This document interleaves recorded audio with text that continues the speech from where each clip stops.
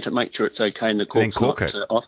And with a bubbly, always take 2, get a cheap one that's acknowledged, say Yellow Glen, and your good stuff, always have in a brown paper bag and bury it deep in the ice bucket. And then open up the Yellow Glen and then play the field and wait and watch, and then go up to a friend and say, hey, I've got a bottle of French, would you like a glass? And then you just open it in the brown paper and stick it right back in the... Oh, this is genius, Rick. You should run a seminar on this sort of stuff. So you're poor and generous with the cheap one. Rick's seminar on how to maximise good drinks at a party. I've been burnt. I brought along 2 8-year-old Rieslings once that ended up in the punch.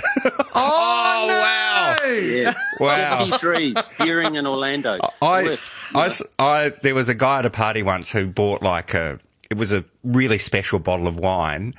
And, it was 20 years old and it meant a lot to him. It was from a winemaker that he knew and all this sort of stuff. And I saw people at the party, this guy goes, oh, I've run out of cups. And he just got out those plastic cups and poured it into them because he was already a bit sozzled, this guy. And you should have seen this guy's face as his great wine is poured into kiddies' plastic cups that you'd put Fanta in.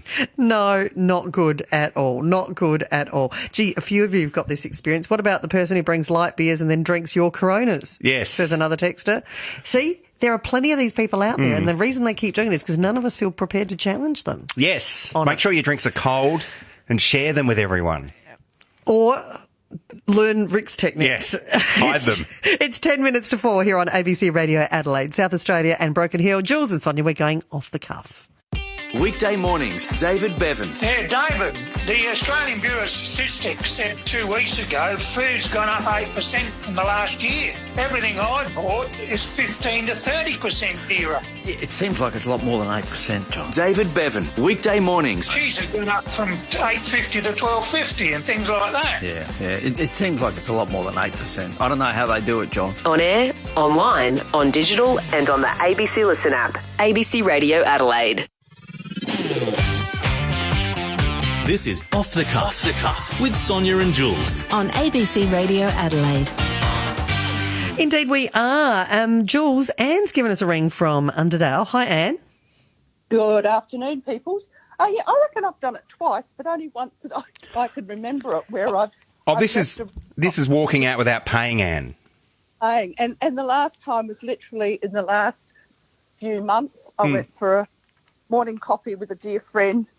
We got up, left, we were driving home, and I went, oh, my God, we've just walked out without paying.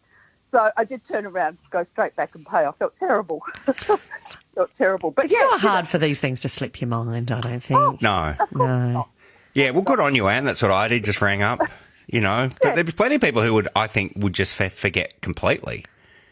Would just completely slip their mind, especially if you've got something on.